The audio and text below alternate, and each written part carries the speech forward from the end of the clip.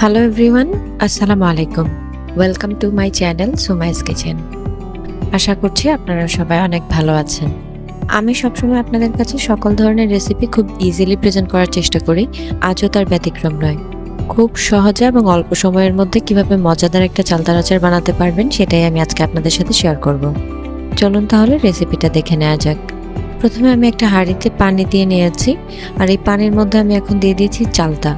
চালতাগুলোকে আমি ছিলে তারপরে এরকম লম্বা লম্বা করে চিকন করে কেটে নিয়েছি। চালতা কাটার সময় কিন্তু খুব বেশি ভারী করে কাটবেন না। আর এখানে আমি 2টা চালতা কেটে নিয়েছি। এবারে এর মধ্যে আমি 2 চা চামচ পরিমাণ লবণ দিয়ে নিচ্ছি, আর দিয়ে দিচ্ছি 1/2 চা চামচ পরিমাণ হলুদ গুঁড়া। একটু নেড়ে আমি এগুলোকে মিশিয়ে নিচ্ছি। এবারে এটাকে আমরা মিডিয়াম টু হাই হিটে জাল করে নিব। চালতাটা 80% পর্যন্ত সেদ্ধ না হয়ে যাওয়া পর্যন্ত কিন্তু এভাবে ফুটিয়ে নিতে হবে।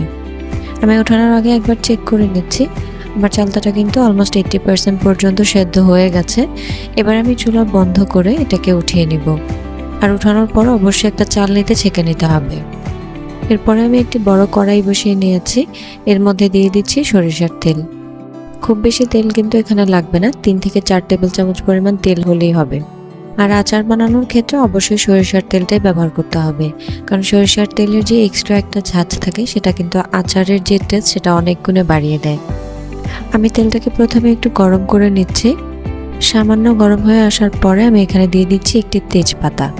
তেজপাতাটাকে মাঝখান থেকে ছিঁড়ে নিয়েছি।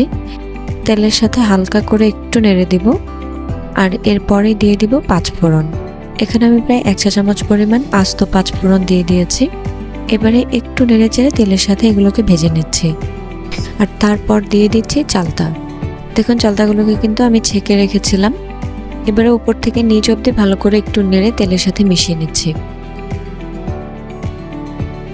এবারে এখানে আমি দিয়ে দিব চিনি। এখানে আমি পুরো 1 কাপ পরিমাণ চিনি ব্যবহার করেছি। আপনারা কিন্তু চাইলে চিনির জায়গায় গুড় কিংবা অর্ধেক চিনি অর্ধেক গুঁড়ো ব্যবহার করতে পারেন। এবারে দিয়ে দিচ্ছি 1 চা চামচ পরিমাণ বিট লবণ। তারপর দিয়ে দিচ্ছি মরিচ। 2-3টা শুকনো মরিচ আমি আধা ভাঙা করে গুঁড়ো করে নিয়েছি। তবে আপনারা যদি ঝাল প্রেফার করেন সেক্ষেত্রে কিন্তু বাড়িয়ে দিতে পারেন। এখানে আমি আরও 1/2 চা চামচ পরিমাণ আমাদের দৈনন্দিন ব্যবহার্য যে লবণ আছে সেটা দিয়ে দিয়েছি। এবার এই সবগুলো উপকরণকে আমি একটু ভালো করে নেড়ে চেড়ে মিশিয়ে নিব। দেখুন এর মধ্যে কিন্তু চিনিটা মেল্ট হতে শুরু করেছে। আমি এবারে এখানে 1 চা চামচের থেকে কিছুটা কম মরিচের গুঁড়া ব্যবহার করছি। গুঁড়া মরিচটা দিলে কিন্তু আচারে খুব সুন্দর একটা কালার আসে। তবে আপনারা যেমন ঝাল প্রেফার করেন সেই অনুযায়ী কিন্তু মরিচের গুঁড়া বাড়িয়ে কিংবা কমিয়ে নিতে পারেন। মরিচের গুঁড়াটাকে আমি একটু নেড়ে চেড়ে মিশিয়ে নিয়েছি। এবারে এই আচারটাকে আমরা মিডিয়াম আঁচে জাল করে নেব। চিনি থেকে যে পানিটা বের হয়েছে সেটা ইতিমধ্যে ফুটতে শুরু করেছে। যেহেতু চালতাটা আগে থেকেই সেদ্ধ করা, সেক্ষেত্রে আচারটা হতে কিন্তু খুব বেশি সময় লাগবে না। উইদিন 20 মিনিটস এটা রেডি হয়ে যাবে। এবার আমি এর মধ্যে জাস্ট 1 ফোঁটা অরেঞ্জ ফুড কালার দিয়ে দিচ্ছি। আমি কিন্তু ঠিক 1 ফোঁটা ফুড কালারই এখানে ব্যবহার করেছি। তবে এই ফুড কালারটা কিন্তু ম্যান্ডেটরি নয়। আপনাদের হাতের কাছে না থাকলে আপনারা এটা স্কিপ করতে পারেন। আর যদি থাকে সেক্ষেত্রে কিন্তু সামান্য একটু ব্যবহার করতে পারেন, তাহলে আচারটা অনেক বেশি অ্যাট্রাকটিভ লাগে। কিছুক্ষণ পরপর একটু করে নেড়ে দিব, আর আস্তে আস্তে এই চিনির পানিটা আঠালো হয়ে যাওয়া পর্যন্ত জাল করে নিতে হবে। দেখুন চিনির পানিটা কিন্তু অনেকটাই শুকিয়ে গেছে, আর অনেক বেশি আঠালোও হয়ে গেছে। এই পানিটা আরও কিছুটা শুকিয়ে আসা পর্যন্ত অপেক্ষা করতে হবে। এটা আঠালো হয়ে যাওয়ার পর একটু ঘন ঘন নেড়ে দিতে হবে, কারণ এই অবস্থায় এটা কড়াইয়ের নিচে লেগে যাওয়ার কিন্তু একটা চান্স থাকে।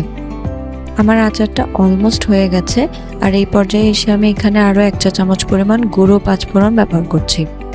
আচার তৈরির লাস্ট স্টেজে কিন্তু এই 5 ফোড়নটা একদমই স্কিপ করবেন না। আচারের অথেন্টিক টেস্ট পাওয়ার জন্য এখানে 5 ফোড়নটা দিতেই হবে। 5 ফোড়নটাকে আমি আরেকটু নেড়ে চেড়ে মিশিয়ে নিয়েছি। আমি আরও 4 থেকে 5 মিনিট পর্যন্ত জাল করে এই পানিটাকে আরও কিছুটা শুকিয়ে নিব। আর এই অবস্থায় কিন্তু অবশ্যই অনবরত নাড়তে হবে। দেখতে পাচ্ছেন পানিটা কমে এটা আরও অনেক বেশি আঠালো হয়ে গেছে। আর এটা যখন আমরা চুলা থেকে নামিয়ে নিব, ঠান্ডা হওয়ার পর কিন্তু আরও কিছুটা আঠালো হয়ে যাবে। কনসিস্টেন্সিটা আমি আপনাদেরকে একটু দেখিয়ে দেওয়ার চেষ্টা করছি। ঠিক এই অবস্থায় আসার পরে আমরা চুলাটা বন্ধ করে আচারটাকে উঠিয়ে নেব। আমার আচারটা কিন্তু রেডি হয়ে গেছে। আচারটা দেখেই কিন্তু বোঝা যাচ্ছে এটা খেতে কতটা টেস্ট হতে পারে। এই আচারটা খেতে অনেক অনেক বেশি মজা হয়। আর এই আচারটা বানানো কতটা হ্যাসেল ফ্রি সেটা তো আপনারা ভিডিওটা দেখলেই বুঝতে পারবেন।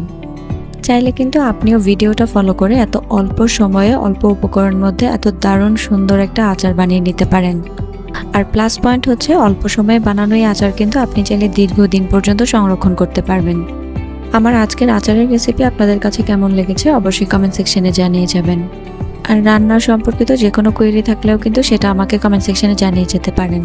আমার রেসিপিগুলো ভালো লাগলে অবশ্যই লাইক কমেন্ট শেয়ার করবেন আর চ্যানেলটি সাবস্ক্রাইব করে পাশে থাকবেন। দেখা হবে আবারও নতুন কোনো রেসিপি নিয়ে। আল্লাহ হাফেজ।